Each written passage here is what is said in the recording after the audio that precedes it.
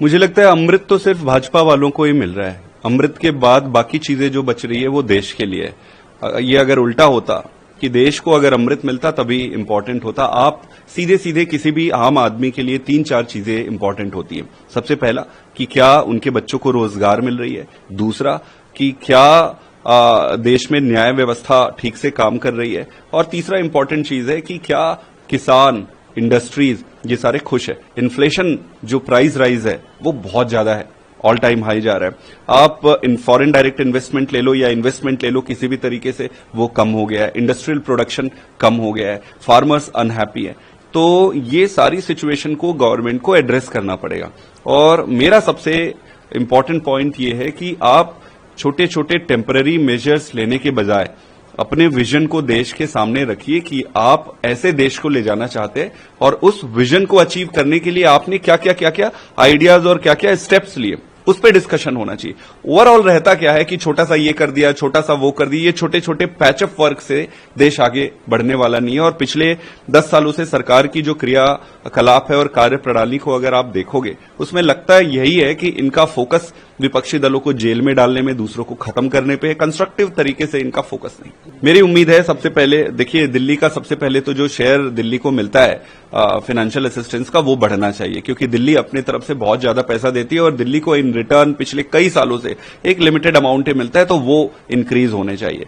दूसरा, पंजाब के रिस्पेक्ट में भी जो हमारे पैसे रुके हुए हैं, चाहे आप रूरल डेवलपमेंट फंड्स ले लो या फिर हॉस्पिटल से रिलेटेड आप फंड्स ले लो, कई सारे फंड्स हैं जो सारे रुके हुए हैं, वो सारे फंड्स रिटर्न करने चाहिए, देने चाहिए।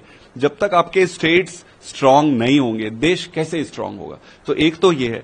दूसरा इंपॉर्टेंट चीज ये है कि अनएम्प्लॉयमेंट बहुत ज्यादा अलग लेवल पे जा चुका है। इसको इमीडिएटली इस पे 10 पॉइंट्स एजेंडा बना के इसको एड्रेस करना पड़ेगा। भाई ग्रोथ एरिया, आज आप 3.0 कह रहे हो, 3.0 में ग्रोथ एरियाज आइडेंटिफाई करोगे। आज आप अगर एरिया आइडेंटिफाई करोगे तो काम कब करोगे? ग्रोथ एरिया तो आपको डे 1 पे आइडेंटिफाई करना होता है। Growth areas, important areas, critical areas, उसको पहले दिन आप आइडेंटिफाई करते हो, फिर अपना विजन बनाते हो, फिर उस विजन को अचीव करने के लिए आपके एग्जीक्यूट करने के प्लान बनाते हो, फिर उस पर काम करते हो।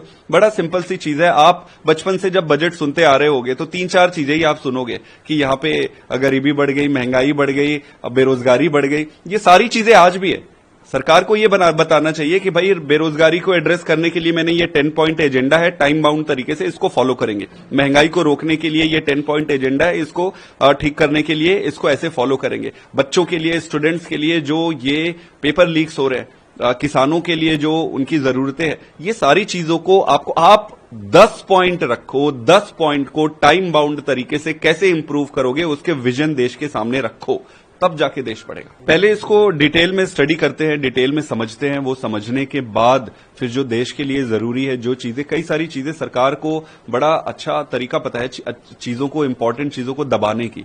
तो वो जो दबाए होंगे वो उन चीजों को जनता के सामने, देश के सामने लाएंगे और जनता के सामने रखकर देश को भी बताएंगे कि कैसे बीजेपी फेल हो रही है। अगर अच्छा करेगी तो तारीफ करेंगे, देश इंपॉर्टेंट होता है। और भाजपा को बताएंगे कि भाई ये पॉइंट्स है, ये आपको करने पड़ेंगे, आज नहीं करोगे तो कल किसी और को करना पड़ेगा, बट करना पड़ेगा। फ्लोर लीडर्स में मोस्टली यही डिस्कस होगा कि कैसे, क्या इश्यूज है, क्या एजेंडाज हैं, कैसे कोऑर्डिनेट करेंगे। और सरकार जनरली किसी को बोलने तो देती नहीं है, वो सदन के बाहर सीबीआई, ईडी से धमकाती है, सदन के अंदर कहती है कि मैं सस्पेंड कर दूंगा, सस्पेंशन का धमकी देती है। तो कैसे मैनेज करना है, कैसे अपनी बातों को रखना है, ये भी डिस्कस करें। आप देखिए ना, सुप्रीम कोर्ट का बहुत स्वागत है इस पे। आप देखो आपका फोकस क्या है सरकार का। आप ऐसे ट्रिवियल छोटी छोटी चीजों पे पढ़ रहे हो जिसका कोई आउटपुट नहीं निकलना है। आज आप बजट पेश कर रहे हो, एक तरफ आपके सामने अनएम्प्लॉयमेंट है, प्राइस राइज है, इसको एड्रेस करने के लिए आपके पास कोई एजेंडा नहीं है। फालतू की चीजों में पढ़ के, यही इनकी राजनीति है। इनकी राजनीति है यह कि फूट डालो, राज करो, लड़ाओ, ये करो, वो करो। आपका इंटेंशन बड़ा क्लियर है कि आपको देश से कोई लेना देना नहीं है।